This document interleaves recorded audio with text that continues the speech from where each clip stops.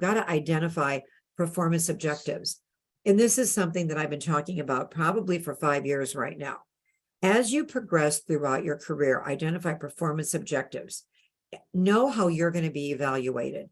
And by the way, when you're hiring people, every job requisition that you write, you're an executive, you're hiring people, okay?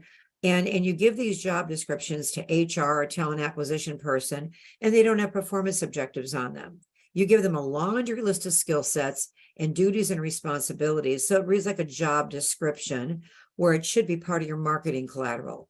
Who do you really want to hire? What do they have to achieve? What are they going to, how are they going to benefit by taking this job? Because if somebody is doing the job that you want to hire as an executive and somebody is doing the exact job and you want to pay them more money and have them do the exact job for you, they're not going to do it. They're going to ghost you. And let me tell you why. Because nobody wants to do the same job, even if it's for more money. They want to increase their marketability with every career move. So when you hire people, you want the job to be a stretch.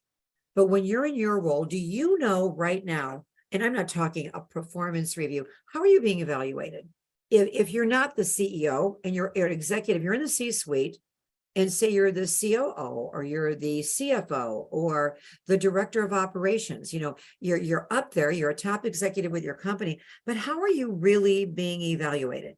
You personally, yes, you've got, missions and visions and goals, but how are you being evaluated?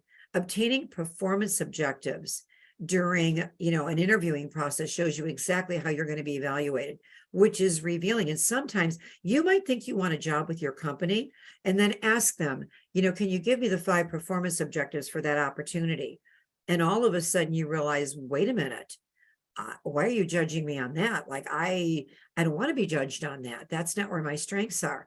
When you ask how you're going to be, what do you have to achieve? Maybe the better question than performance objectives is, what do I have to achieve for you to come back to me after a year and say, wow, we're so glad we hired you. What do you want me to achieve for you in the first 6 months or year? It takes the mystery out of you knowing how to progress throughout your career.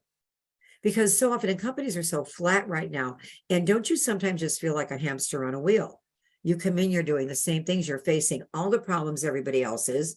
It's hard to identify and hire and retain and engage, talent.